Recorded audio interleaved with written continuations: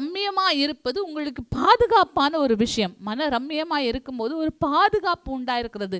தேவன் தம்முடைய அரணுக்குள்ளாக, தேவன் தம்முடைய சட்டைகளுக்குள்ளாக, தேவன் தம்முடைய பாதுகாப்புக்குள்ளாக, தேவன் தம்முடைய எல்லைக்குள்ளாக உங்களை வைத்திருக்க முடியும். மன ரம்மியமாக இருக்கும்போது தேவனுடைய பாதுகாப்பு உங்கள் மேலும், தேவன் உங்களுக்கு கொடுத்த பொருட்கள் மேலும் இருக்கும். 5 தாலந்து, 2 தாலந்து, 1 தாலந்தை கொடுத்தவரை குறித்து உங்களுக்கு தெரியும். தேவன் 5 தான் கொடுத்திருக்கிறார், ஸ்தோத்திரம். தேவன் 2 தான் கொடுத்திருக்கிறார், ஸ்தோத்திரம். பரவாயில்ல, அதை நான் தேவனுக்காக பயன்படுத்தி அதை பெருக்கிக் கொள்வேன் என்று சொல்லி 5 தாலந்தை கொடுத்தவர்களும் 2 தாலந்தை கொடுத்தவர்களும் பெருக்கிக் கொண்டார்கள். 1 தாலந்தை கொடுத்தவன் நேர் விதைக்காத இடத்தில் அறுக்கிறவர் என்று சொல்லி தேவனை குறித்து முறுமுறுத்ததினாலே, தேவனை குறித்து குறைவுபட்டதினாலே, அங்கலாய்த்ததினாலே அவன் மேல தேவனுடைய பாதுகாப்பு இல்லை. தேவன் அவனிடத்திலிருந்து வாங்கி அந்த 5 தாலந்து 10 தாலந்தாய் மாற்றினவனுக்கு கொடுத்து விட்டார். கொஞ்சத்தில் உண்மையுள்ளவனுக்கு அநேகத்தின் மேலே அதிகாரியாக்குகிறார்.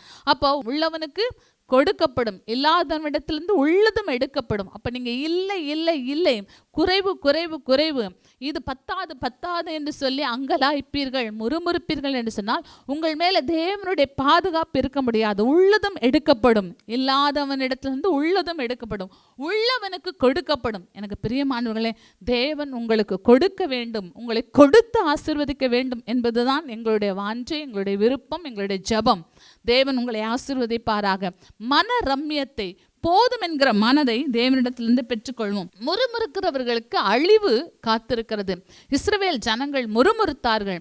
அவர்கள் வனாந்திரத்தில் எங்களுக்கு உணவு அருவருப்பாக இருக்கிறது, வனாந்திரத்தில் எங்களுக்கு இறைச்சி இல்லை என்று சொல்லி அவர்கள் முறுமுறுத்த போது அவர்கள் மேல் அழிவு வந்தது. எனக்கு பிரியமானவர்களே, மன ரம்மியமாக இருக்கும்போது, எல்லாவற்றிலும் தேவனுக்கு நன்றி செலுத்தும் போது, போதும் என்கிற தேவ பக்தியோடு நீங்கள் இருக்கும்போது நீங்கள் அழிவுக்கு தப்புவீர்கள். நம்ம ஏற்கனவே பார்த்தோமே, ஒரு பாதுகாப்பு உண்டா இருக்கும். இந்த பாதுகாப்பின் எல்லைகளுக்குள்ளே நம்மையும் நம்முடைய குடும்பத்தையும் நமக்கு உண்டான யாவற்றையும் கர்த்தர் வைப்பாராக. யோபுக்கு உண்டான எல்லாவற்றையும் கர்த்தர் வேலை அடைத்தார். யோபு குடும்பத்தை மட்டும் அல்ல, அவனுக்கு உண்டான எல்லாவற்றையும், மாடுகள், பொருட்கள், வீடு, சொத்து, சுகங்கள் எல்லாவற்றையும் கர்த்தர் வேலை அடைத்தார். உங்களையும் உங்களுக்கு உண்டான எல்லாவற்றையும் கர்த்தர் வேலை அடைக்கணும். நீங்கள் அடைக்கப்பட்ட தோட்டமாய், மறைவு கட்டப்பட்ட நீரூற்றாய், முத்தரிக்கப்பட்ட கிணறாய் இருக்க வேண்டும் என்று சொன்னால் போதும் என்கிற மனது உங்களுக்கு இருக்க வேண்டும். மன ரம்மியம் உங்களுக்கு இருக்க வேண்டும். அது மனமகிழ்ச்சிக்கான ஒரு பெரிய ஆசீர்வாதமான குணமாய் இருக்கிறது. துதியின் கோட்டை ஆலயம் புதிய பேருந்து நிலையம் அருகில், திருநெல்வேலி 620007 தமிழ்நாடு, தென்னிந்தியா. இணையதள முகவரி www.fortopriceministries.org.